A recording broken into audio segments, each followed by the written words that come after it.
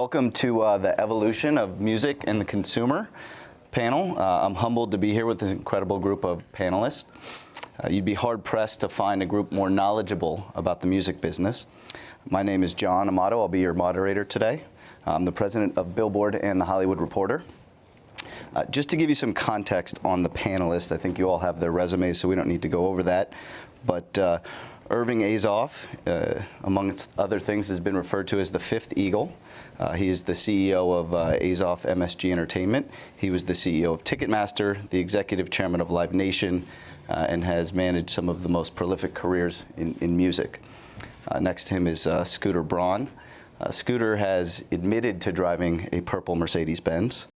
He's that also was a long time ago. It was, but you admitted to it, so we can bring that up in public. Thanks.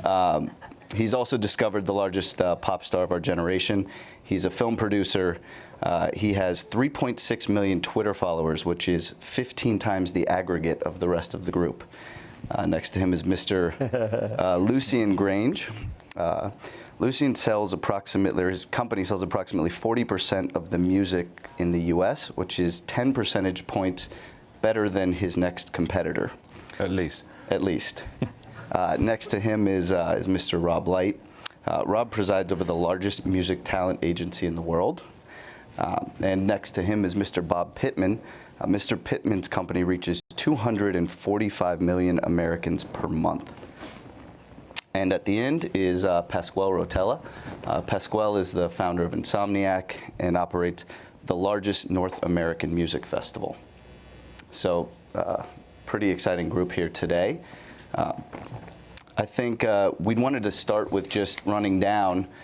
Each person up here has a specificity within the music industry, and we thought that we'd give everybody a chance to speak a bit on that before we address some of the themes in our panel. So I guess we'll start with you, Irving. These are really great times in the music business. I think, especially as I think music has everybody bemoaned the downturn, you know, when Napster and everything hit music for free. But I think over this past generation, what it's done, you know, it has made the consumer, kids especially, much more aware of music. You know, all the streaming services coming alive and everything, even on careers for some of my older clients like the Eagles and Fleetwood Mac, finding that their music is reaching more people, selling more tickets. And I think just across the board, you know, it's breaking more artists. Music as a form is more important than it ever was. It's obviously a time of change. Opportunities are endless. And just generally, you know, the message that I have, you know, especially to brands out there is that, you know, the industry isn't attracting as much as it deserves for the impact, social impact it has. Exciting times with you know, the festival scene has exploded. You know, we recently refurbished the old Forum here in Los Angeles, and it's a kind of a music-only venue, which is a new kind of form we think is going to work in several cities across America. But we've also funded in Las Vegas the Brooklyn Bowl, which is a multi-use venue that has bowling and music. We're going to expand with some comedy clubs that are also rock music clubs. And especially on the live side, it's a really exploding time, and we think it's going to continue. Acts of all genre and all age are doing really, really, really well. And media attention, you know, to entertainers of all kinds is increased. So, you know, we're just I think all of us up here are very bullish about the business. We're all kind of in little bits of different areas, but I think business is great for everybody, and that makes it a lot of fun. Great. So for me, I look at this panel and think, what the hell am I doing up here? So I'm the baby of the group, and my generation, a lot of my friends have, well, some of them are here, have gone into finance, some of them have gone into tech, and I think I'm having the most fun. The music business hasn't changed, where I like to say I get paid for the bullshit, do everything else for free. we get to break artists, we get to go around the world and build great brands, and I'm finding myself getting into so many different businesses as an entrepreneur because that's what music does. You know, if you look at 8 of the top 10 people in social media on the planet, they're musicians. Actors, you don't really know who they are, but you feel like musicians, you know who they are every single day. They are part of your life, and brands like that are extremely influential. So I think what you're going to learn as we go across this panel and talk today is that when you talk about the music business, you're making the wrong assumption. We're a branding and multimedia business. It's completely changed. We're no longer in a space of, it definitely starts with the song, but it no longer ends with the song. And that's why I think we're having the most fun. It's, you know, a guy like Irving, I've watched his career, and Lucian as well. And when Lucian and I first met, he said to me, look, I can inherit the current business or I can build a new one. And that's why I was excited, and I think we've kind of done that. Everyone here no longer is just in the music business. And now I'll stop talking, let them continue. I think there are 2 very good summaries. The transition that the industry is going through at the moment, and around the portfolio of businesses that we're involved in, which is recorded music, music publishing, music merchandising, is seeing an incredible transition at different speeds in different genres and in different markets. The opportunity that technology and devices and content and IP gives us is of enormous new scale. The ability to monetize in the short term, create long-term recurring revenues for the future, and do things and deliver content and IP into countries and markets and to consumers in ways which has never been done before. I think that you will pick up on probably quite a strong degree of optimism that we all have to our work and to the entire industry. The pace of transition is quicker than we would have all predicted. There are some things which are going down more slowly. There are things that are going plateauing faster than we'd anticipated, and there are things which are going up in terms of this broad portfolio and this diversified series of revenue streams, where as you look at the data, it's actually very compelling. At the heart of it is obviously our relationship as content creators and content owners. I mean, the work which we do in the company has taken probably 80 or 90 years to actually construct. So the opportunities that gives, where you marry the new with the established, with the re-emerging, is actually very exciting. From the live side, live has never been healthier. The touring industry is growing at an exponential rate. And interestingly, it's the one area that's only benefited from social media. It's not disruptive, it's actually been enhancing it. And you're seeing touring grow on every level, both with new artists and young bands, but all the established and heritage artists continue to do better and better. The communal experience of people getting together and sharing both lifestyle and passions will never go away, no matter what technology does. Add to that the festival market has taken off exponentially around the world, and not just in the genre of EDM, but every sort of festival. When you think about music as it relates to live, expand your base and your thinking a little bit. It includes comedy, it includes family shows, it includes food and wine festivals, and everything that involves live and being communal has grown. Add to that the international markets, which didn't always excel, have grown exponentially. When you look at Southeast Asia, the Pacific Rim, the Middle East, India, South America, never been healthier. And then add on top of that VIP experiences and the amount of money that's generating. It is the most direct connection from the fan to the artist. And I've never been more bullish on where I think it's going to go. One of the great things that's happened, what you've seen in live, and with no disrespect to all my peers up here, is that the biggest genre in live right now, being EDM or dance music, broke really without radio or record companies. It was a communal movement of fans that drove that. Now everybody has picked up on it, but that happened purely through technology and the artist-to-fan relationship. So. Well, as I look at it, and I've sort of hit it in my career from all angles, I think this is an exciting time. I think it's exciting because it's a time of change. I've been in so many businesses, I'm sort of forced to go back and look at the consumer. And if you look at the consumer here, the consumer has never enjoyed music more than they do now. The base of people who are interested in music has never been broader or bigger. And so as opposed to thinking this is something bad, I think it's something very good. Now, the entire industry is trying to reform around what's the business model, how do you take advantage of it with all the technology choices people have. But to me, that stuff works itself out, and fundamentally, I think you're watching the trend. There's also this huge trend called the connected consumer, as opposed to the connected home. And that it's one of the reasons I came out of retirement and came back to this company, because as I look at radio, and I started many, many years in radio, but have spent most of my time in digital and TV, that when you look at this consumer that is no longer tethered to the home, radio suddenly becomes even more important as this sort of connected companion. When in my days in TV, we always talked about TV as America's hobby. We called radio America's companion. And we're the folks who tell people what's going on and connect the fans, the consumer, with whatever they're interested in. For probably 75% of our radio stations, that means music. And they're not only interested in the hearing the music, they're interested in knowing everything about it.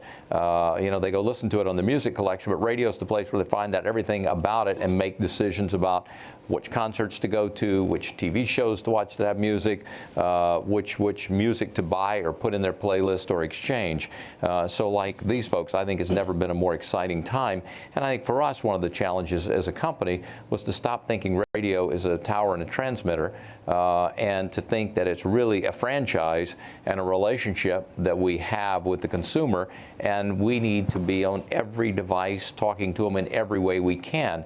You'll notice a lot of our morning personalities now start their conversations on social, and then bring it on the air, amplify it with social, and we'll continue the conversation afterwards. In my day, the consumer desperately wanted to be social, and they called the request line and said, would you play a song? Would you dedicate something? Put me on the air. And it was very good for a 15-year-old kid because you got to meet a lot of girls. But it was also, I think, evidence of what's going on. Obviously, the technology we have today has enabled that to a degree I think none of us imagined even 10 years ago. So, and again, I think in our relationship with music, we see our job as connecting the fans to their favorite music. And so I think when I got to the company, I think someone described that the music business and radio were somewhat indifferent. And I put a charge on our folks saying, look, our number one strategic relationship is the music business. We need to help the music business because a healthy music business is good for us and essential to us. And we've, I think, changed the dialogue there and continue to think everybody on this panel is our partner. And we have a deep interest in their success and listening to their goals because that's the only way we'll deliver ours. Good afternoon. First, I have to say it's a huge honor to be on a panel with all these guys. I've looked up to so many of these guys and what they've done with their careers.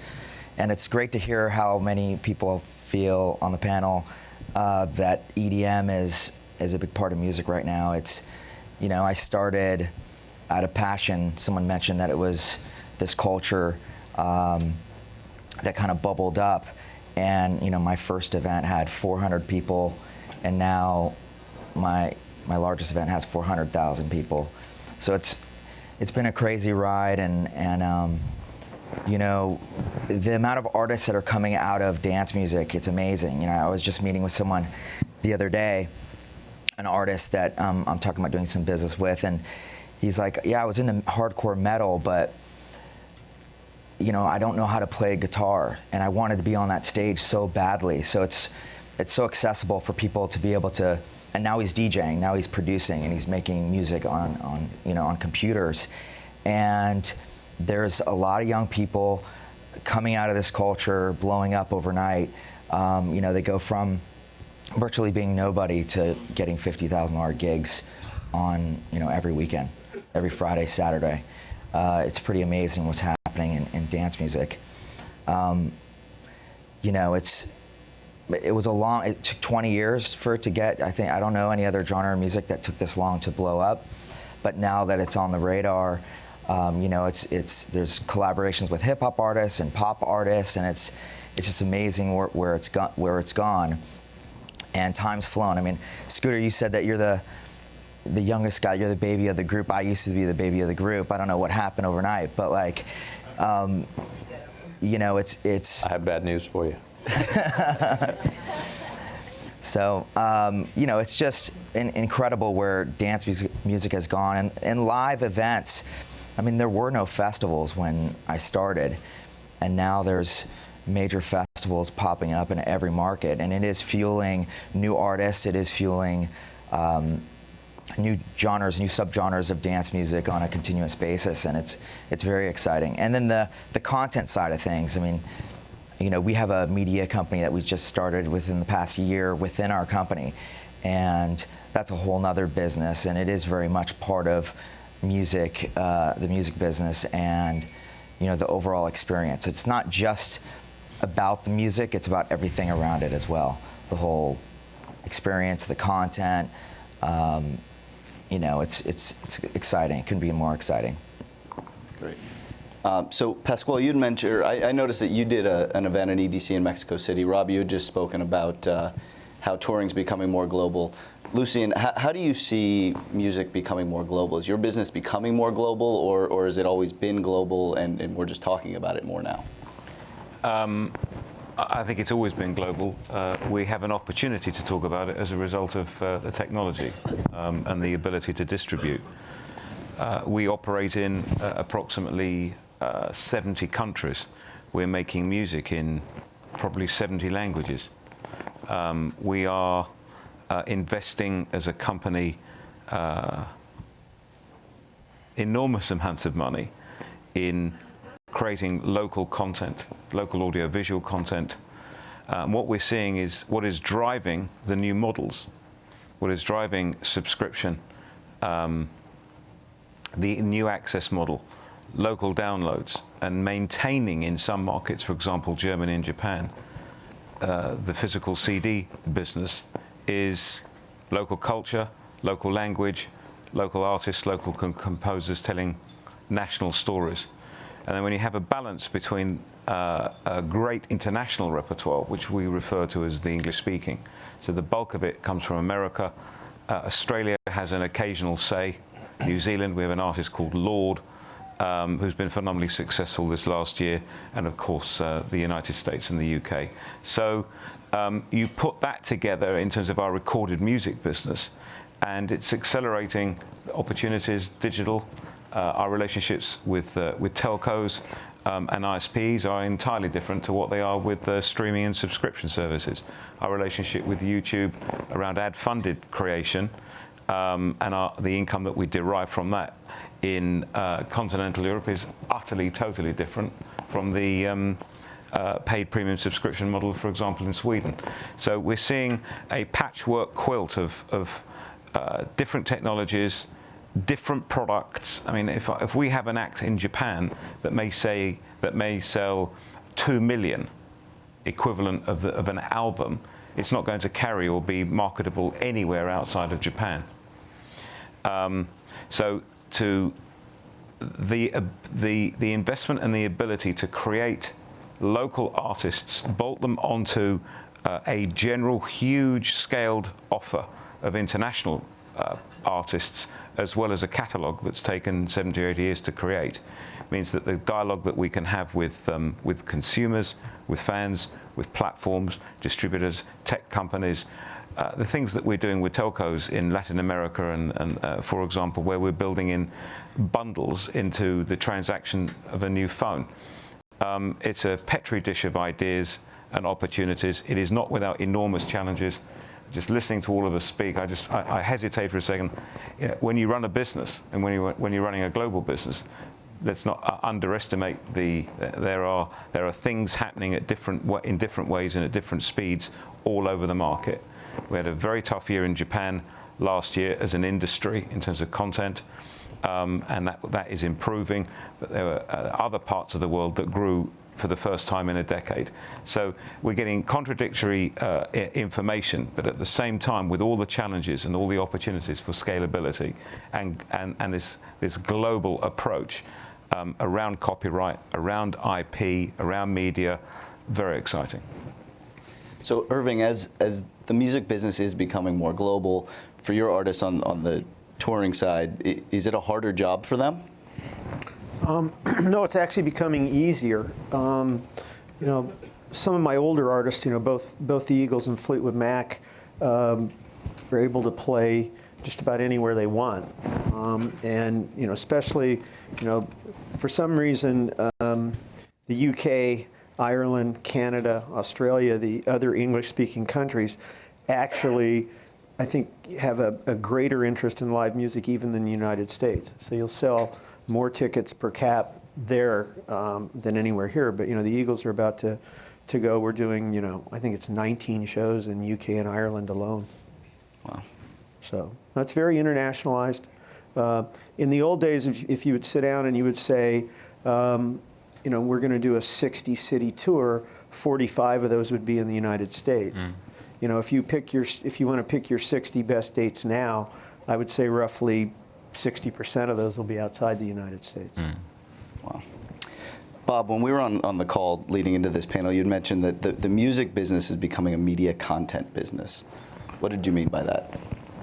Well, I think the music business has always been, I think, content for everybody to use in different ways. I think the wonderful thing about music is that it is so diverse. You know, I'm being an old research guy, everything is sort of a psychographic group. In radio, if we can find a group of people to hang together, we're going to find their music taste is the same. Their political views are similar. Their fashion tastes are very similar. And we put a radio station in the middle of it, and it's the beacon of the tribe, and call it a format.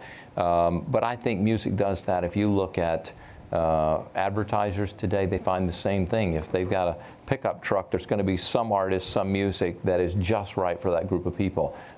If you're talking about even packaged goods, there's some music that fits there. And now you go to TV and look, some of the highest rated shows on television today are music. That I think, you know, as Lucian talks about how the music business is changing, and I think the industry is no longer limited to you know, selling records, if you will, but really is thinking about, okay, how does music fit everything?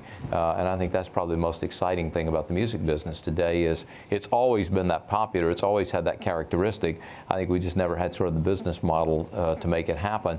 And also for people in other industries that can use music to figure out they should use music. So, Scooter, I read a comment on in Esquire the other day that said, "We're allowing social media to change what it means to be a fan." That's said by Andy Langer. What does that mean? I actually disagree. Yeah? Because I think the only thing that's changed is self-discovery, and that feeling that you get when you find that musician or that record where you feel like it's yours. So for me, I grew up playing basketball, and I remember being at a camp called Eastern Invitational, and I had a roommate who had a mixtape, and he goes, "This is Notorious B.I.G." And I had no idea what he was talking about. And he gave me that mixtape, and I went home, and I was the coolest kid in the suburbs, because 6 months later, when Biggie came to the suburbs, I felt ownership over that. And that's what social media is. So a lot of times, the music business is fun for me because there are no rules. You know, I'm hearing a lot of different comments about, you know, EDM. For example, I have an artist named Martin Garrix that we manage, and here's a kid who last year was at one of these festivals watching, and now he's going to be headlining. And he has the biggest instrumental record at radio in 20 years, yet I'm getting pressure to give another radio record, and for EDM, I don't want to. I actually want to keep it away from radio for a while. I want to keep it just to those fans, and I don't want him doing a record with what we call top line, where you actually hear lyrics, because the self-discovery of those fans, you don't want to take it away from them too soon. Then you have other artists where the self-discovery might be a YouTube video, or it might be, you know, a Vine where they saw them sing, and it's the same feeling that, you know, people got when they found that vinyl in a record store and they got that same kind of moment, or they got that mixtape like I got. And that's what's so important, because sometimes there's artists where the record just goes and you discover them on the radio, and that's not necessarily the best thing for these kids. They don't want to hear it on the radio first. They want to hear it somewhere else. So that, you know, you still need radio and television. Everything Bob does, I need, but it's more for validation, not for discovery. Right. And I think going back to what you said about it's now becoming kind of a global game, the hardest part about that, it is easier, as Irving said, because acts are breaking around the world like never before. The hard part is that we're still working with human beings who can't be in 32 countries at the same time.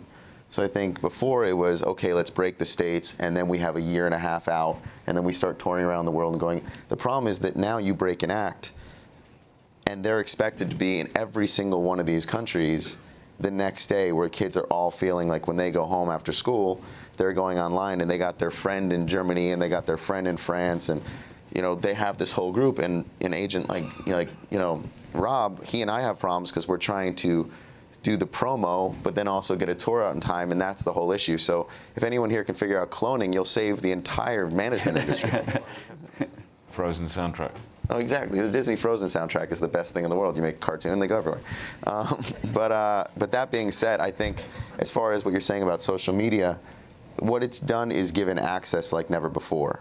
And we talk a lot about impressions and about millions of eyeballs and how do we get those millions of eyeballs, but we forget that when a kid's sitting in front of their phone or their tablet or their computer, that interaction is still a one-on-one genuine interaction. It is the most intimate moment when you sit there in front of that screen and feel like you've discovered something that no one else has seen. And I've been fortunate enough to do that a couple different times with different genres.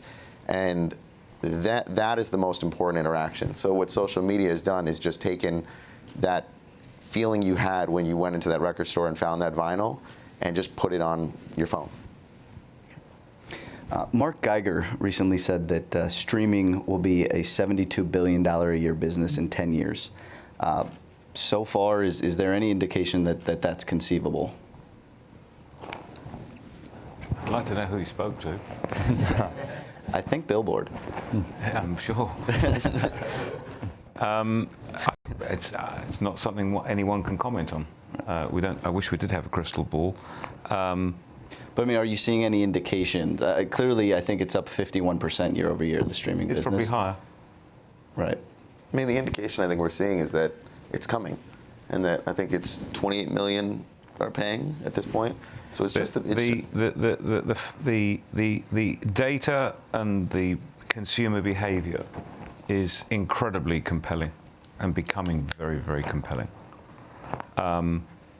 With new products, the move to smartphones, the consumer behavior around smartphones, the decline of the PC,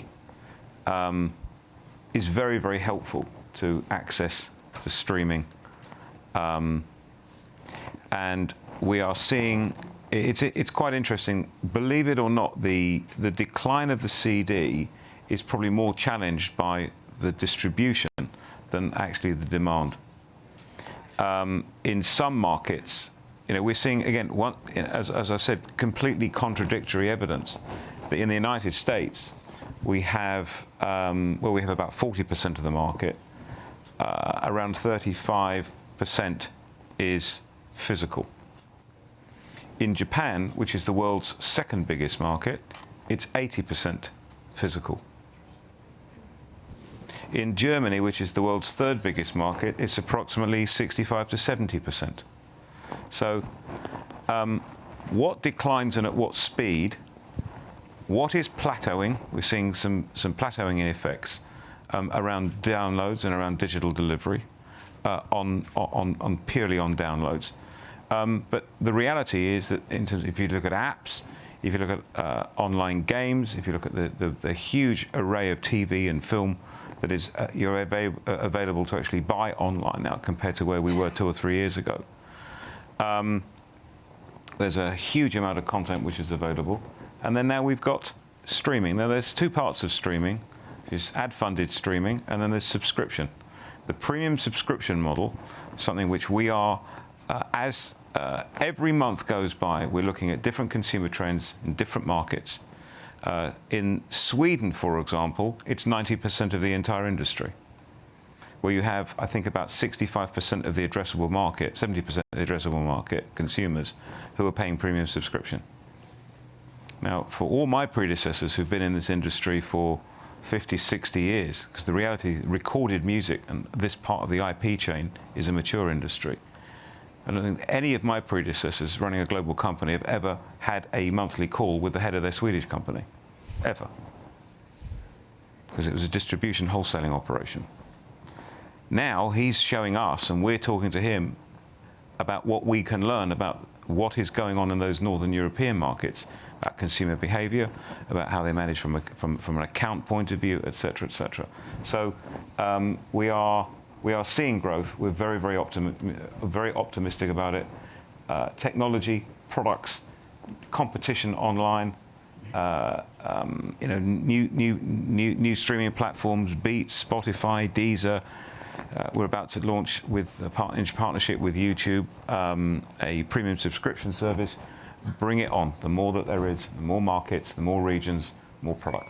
You know, if I can jump in, I just think as you look at this, you're asking about looking in the future. The one thing we know, and we've seen it for all of mankind, is consumers go to convenience. You know, the microwave oven didn't cook better than the conventional oven, but it's a hell of a lot easier to use. My mobile phone drops my call twice by the time I get home. I often can't tell it's my wife on the other end of the phone, and 40% of U.S. households have dropped their wired line. And I think as you get into the music business, and the implications here is that it is the most convenient way to consume. And at the end of the day, and you know, look at my days at AOL, in the 90s when this business was just getting started, you'd have engineers come in and say, I made something better. And the question always is it easier? And they go, well, it's better. It's one more click. One more click will not work. One less click will be a big deal. And I think so when you're talking about, and you're listening to what Lucian's talking about in terms of where they're going with the business, it's being driven by a real fundamental consumer desire. And finally, technology is able to deliver it, because consumers always wanted this. They want instant everything and immediate and right here. It's, I spent most of my career looking at the connected home. It was behind the Time and Warner merger. It was behind the AOL Time Warner merger, two I lived through. And I think we were all surprised by the speed at which the consumer wanted to be connected, but they did not want to be tethered to the home. Americans spend 31% more time today in the car than they did 10 years ago. The trend's reversed. And as rights owners, we have to be fearless in making that happen. There's a variety of people involved in the marriage. There's the artists, there's the technology companies, the Samsungs and the Apples, the Android, Google. There's the distributors, certainly in the context of the streaming platforms, Spotify, et cetera, et cetera. And we have to be fearless with one another in terms of how we actually create more opportunity for everybody because of the consumer. And that's one of the key seismic shifts that we've had in all our businesses. And it's exciting. But it also creates more opportunity for more people to enter the business, because the distribution window to go through those streaming services means anybody can make a record. The real Herculean task now is how are you going to market those artists so people want to pay attention when it's streaming? Because there'll be countless, unlimited amount of music, but how are you going to push so that your particular artist stands out?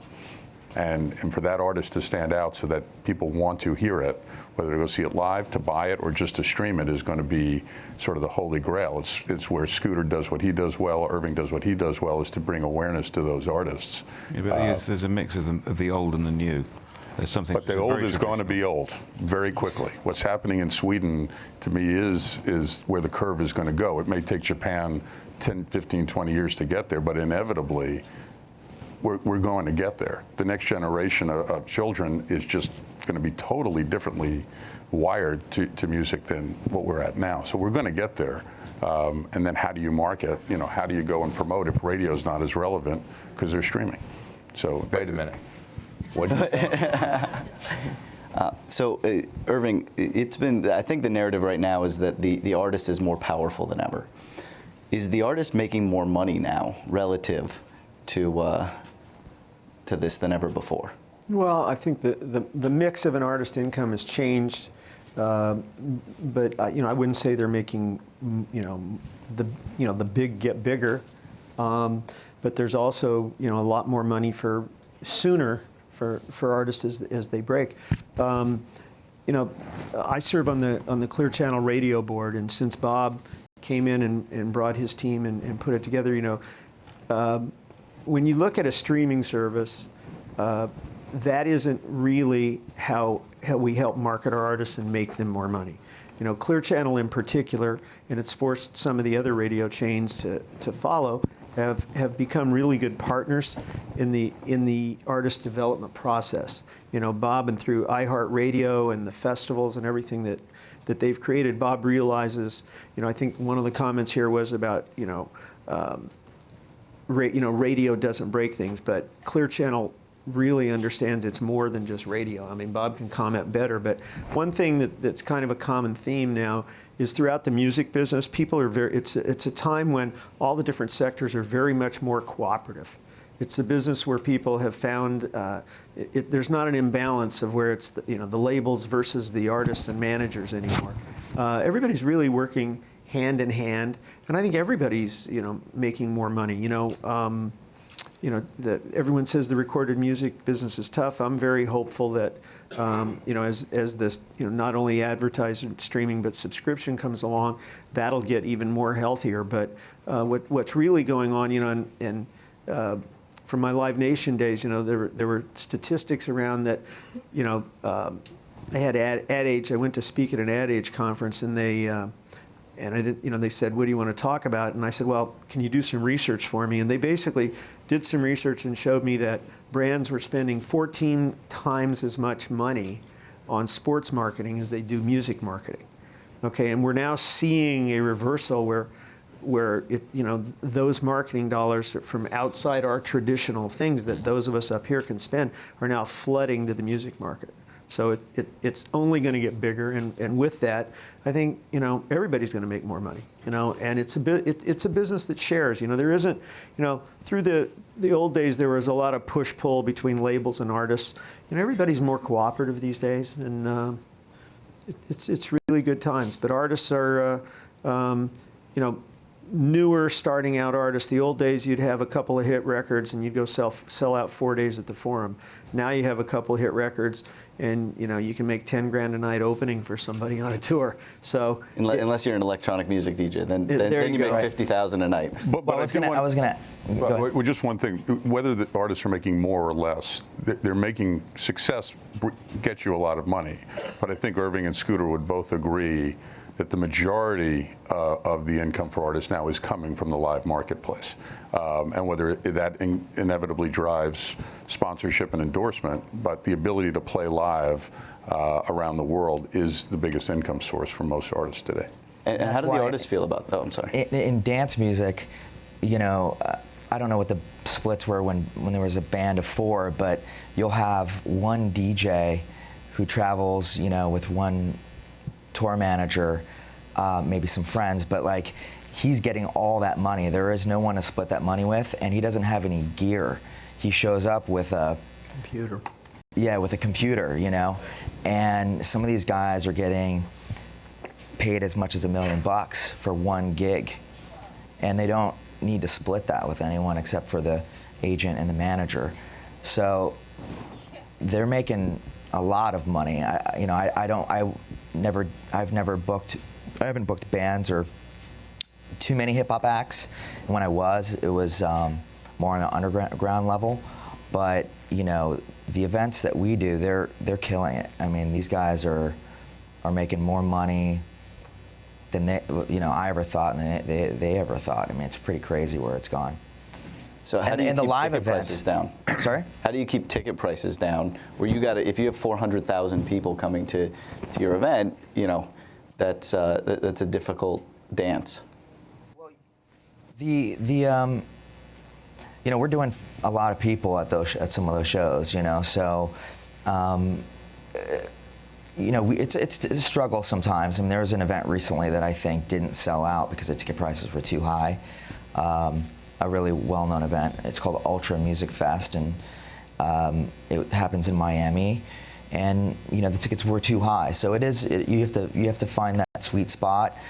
You know, but about the artists being more powerful than ever in dance music, it's not just the artist, not for our events anyways. It's actually the whole package. You know, 20% marketing, 20% venue, 20% lineup. I have right now, my company has 400,000 tickets sold, and the event's in June, and we haven't announced the lineup yet. So, you know, I mean, it's important people expect and they're part of it, but it's not the only reason why you go. There's a whole lot going on, you know, and I would say it's hard for bands to compete, you know. At Coachella, it's like you walk into the dance tent and there's all this energy and there's all this, like, there's lighting and special effects and lasers and, you know, everything's queued up with the special effects. Every beat is like, you know, linked up. It's all in sync. And then, you know, you walk over to the rocks, you know, the live stage, and it's, you know, it doesn't have that same, I mean, it's awesome still, but you know, it doesn't feel as alive.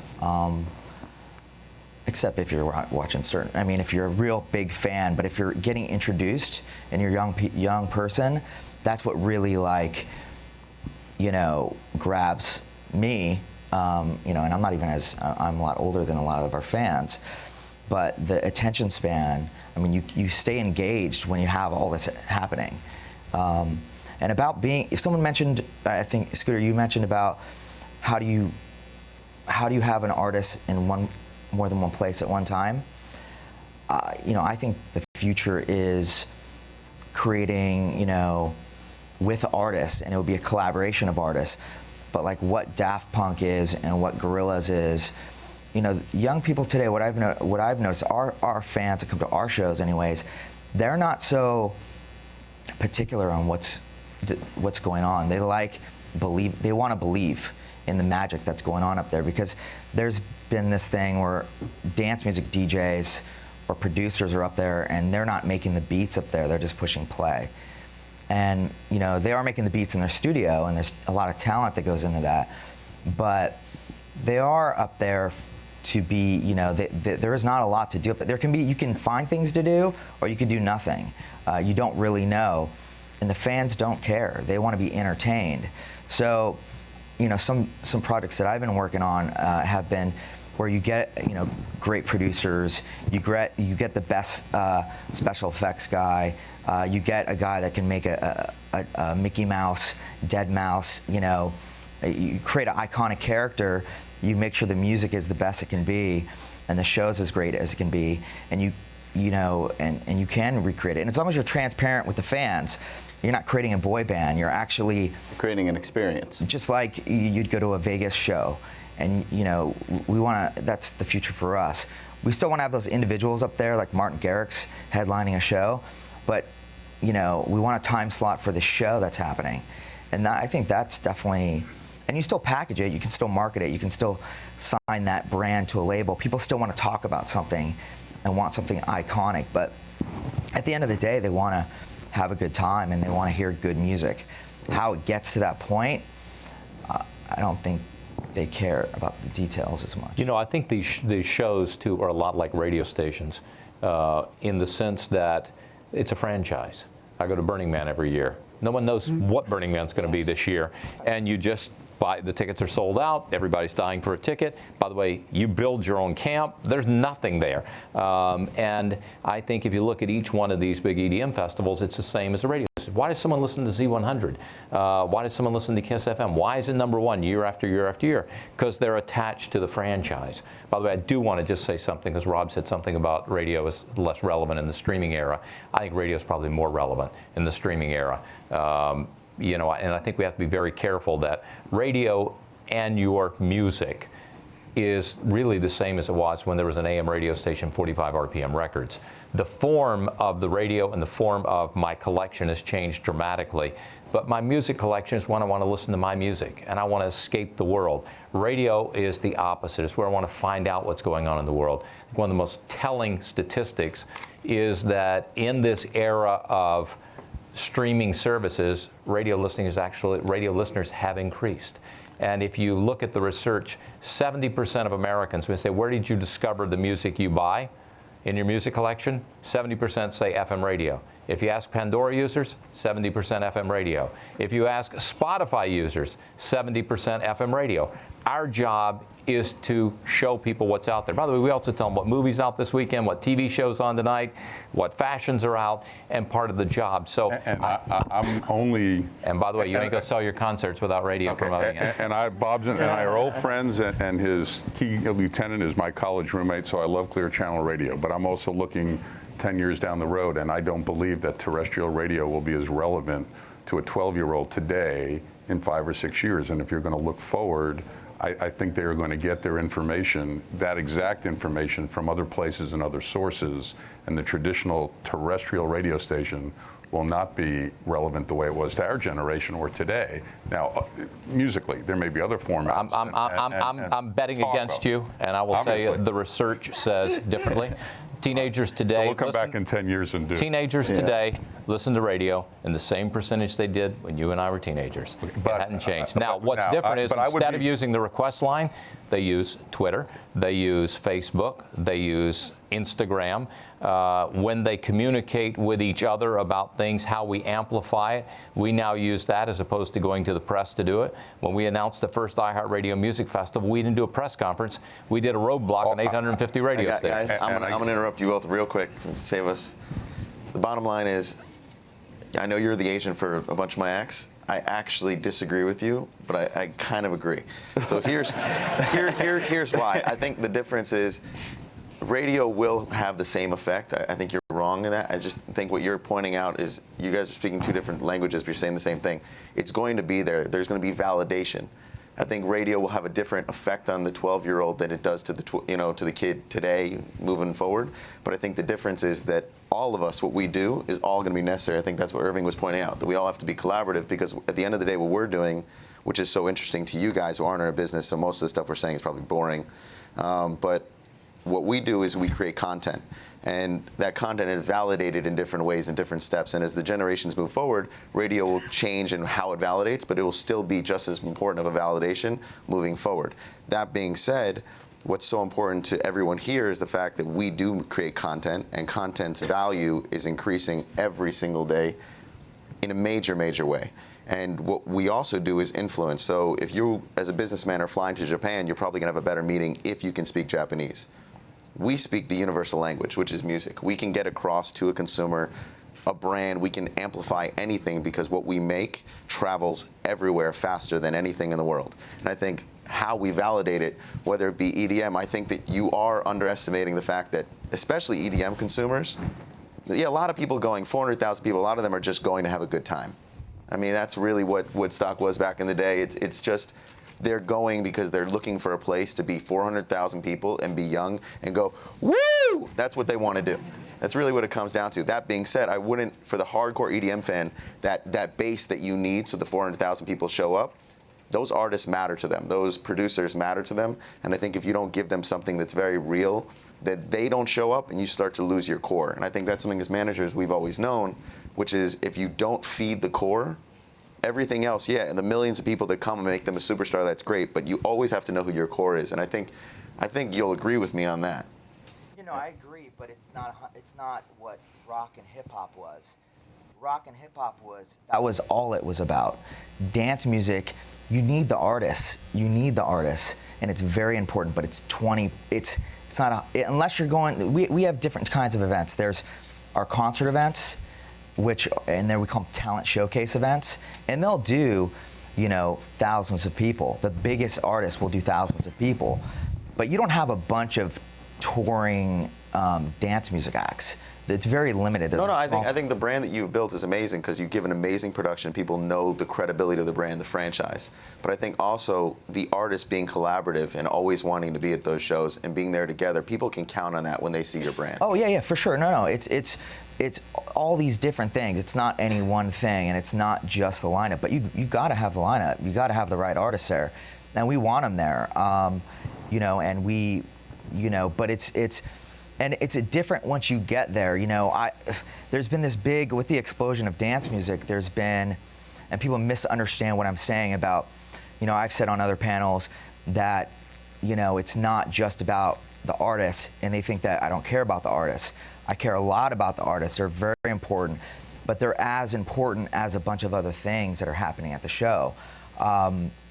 Just Pasquale, I want to cut you off because we're running short on time. No One thing, I just going back to the artist, Irving, Joe Walsh, if he was 25 years old today, would he be the rock star that he was, or would he be a villain in the media? Oh, I don't know that he'd be a villain in the media. But you get what I'm saying, right? With a TMZ culture or in social media, you know, could you have that same mystere of, you know, the rock star that that was prevalent? Listen, music is always a rebellious form, and whether that happens, you know, with younger artists or with older artists, you know, there's always been a sense of danger and rebellion about music. So I don't think that's changed. It's just, you know, it's just mutated to different times and how these kids grow up. Bob, you know, we were talking a lot about radio, and you know, you ran MTV very early on in the cable industry. You ran AOL very, very early on in that industry. You know, and now you're running a business that, you know, is 110 years old. How have you adapted to that? Well, I don't know. It's adapted. I came out of retirement to come back here. And Irving knows the story as Mark May stepped down as CEO and contacted me and said, would I be interested? And I said, absolutely not. I know what these jobs do to you. I'm having a great time, not working very hard. And Rich Bressler got me. He said, well, would you just look at the company? And I looked at this and went, oh my God. I mean, I'm like Rob, I sort of, you know, read the press and goes, oh, this must be something wrong with radio. And I start looking at these numbers and dig and dig and dig and go, this is a huge platform. Now, the exciting thing, and I think one of the things Lucian was talking about, Scooter's talking about from another generation, is the exciting thing is to build things. And the easiest way to build something is to have a huge platform and a connection and a microphone and a megaphone to the consumer. And so what's been great for me is to take this business that reached virtually everybody in the country, and this company, Clear Channel alone, reaches almost every adult consumer in the country every month. You know, bigger audience in the U.S. than Facebook or Google. So the question is, what can we build with it? And that's been the exciting thing. I mean, iHeartRadio came out of nowhere. It's now the biggest radio digital service. And, you know, by the way, I don't think our radio stations need to be on FM. They can be on the internet as well. And build the custom radio stuff. The Perfect 4 stations actually taking talk onto it. And the platform's the #2 audio service today. And we view the streaming music collections like Spotify as our friends, not our enemies. That we think we're very synergistic here. And so we've taken it in a whole new direction, but we've de-risked it by already having a business that does $6 billion of revenue and that already has these big consumer franchises in place. A hell of a lot easier to build on that base and morph into something or to build new businesses than it is from scratch. And by the way, you talk about MTV and AOL. I've also got a couple of investments I made along the way that disappeared, that we've forgotten about. The mortality rate of startups is horrific. And it takes a long time, and I'm an old man. So this was the perfect place for me, and I think, again, we've been able to do exciting stuff and hopefully more to come. Great. All right. Well, we got just a few minutes left. I think, you know, generally the narrative for the last 10 years was that the record business was, or the music business was in a decline. I feel that the narrative now is a breath of fresh air. Things are growing. Got about a minute left for each person. Just want to know, so that we can start with Pasquale this time, going down this way, bullish or bearish on the future? Any predictions? In dance music, it's only getting bigger. It's in the amount of artists and the music that's coming out of it. It's just getting bigger and bigger. And it's an exciting time, and we're learning more and more every day on the content side on how to capitalize off of that. There's so much, we have such a captive audience. They want more. We can't even keep up with how much they want. It's an exciting time for music, and it's definitely it's still going up. It's huge right now, and it's still going up. Great. Bob? I think music's never been bigger, and I think the exciting thing is we're finding folks like Irving and Scooter and Lucian and Rob and Pasquale here doing absolutely new things with it that sort of opens our eyes to what it could be and how it can reach the full potential. And I think that's probably good for the business and good for everybody in it. I got to see Nikesh Arora, the head of Google, speak a few months ago, and he said the best way to predict the future was to look ahead and say what's not going to be there, because what's not going to be there sort of reveals what will be healthy. And interestingly, in that microcosm, what I know will be there is live music. Whatever form we put music out to the consumer, and I agree with what Bob said earlier, it's never been more prevalent and more important to humans than to consume music. It's at its highest ever and will continue to grow. But I'm incredibly bullish on the live experience and that direct artist to fan relationship. We didn't talk about that a lot today, but that connection point is really going to dictate what we all do as we go forward. So, and I believe it starts with that live connection. So I'm incredibly bullish where we're going. I think it's important. This industry is incredibly complex, and a different series of skill sets and experiences. Content is content. It's about copyright and intellectual property. Through our acquisition of EMI, for example, our company will own the copyright and the rights to the Beatles, for example, in perpetuity. They're not services, they're not events, they're not cycles, they are permanent forms of revenue, which at this time in this transition of our industry, as it collides with content and technology, allows all of us to do entirely different things in different ways that we would never have imagined. So in that context, on a long-term, music has been around for 1,000 years. Copyright in the context of the recorded music in the music publishing business has been around probably for 80 or 90 years. And that part of the business is going to be around forever. So in that context, I'm excited. I hate following a British accent. I think the answer is absolutely bullish, because as an entrepreneur, you don't want someone to come and say, look, you're going to have a 100% chance of getting this right. You actually would prefer for someone to say, you have 0.0001% chance of getting this right, and that's the challenge. That's what you kind of feed off of. And when you get to go into an industry where there's constant demand, there's always going to be a demand for music, and that demand creates passion in other people. There's a solution, you just need to find it. And there are no rules in this industry. That's what's so fun about it. So I'm very bullish in the fact that the demand is there. It's just figuring out how to build on top of it. And it's also fun because you start in the music business and then you can create into everything else. That's actually why I went into it. I read a book about someone that everyone on this panel knows well. And he said he went into music because it's the fastest way to get into everything else. And I'm having too much fun to not say bullish. Right. I think it's quite fitting that Mr. Azoff has the first and last word today. So, Irving? Obviously, very bullish. I think the biggest challenge, having represented artists my entire career, is the lack of respect for intellectual property from a lot of the technology services. I think that's a common fight, and I think that it needs to change. Fantastic. Thank you guys so much. That's the end.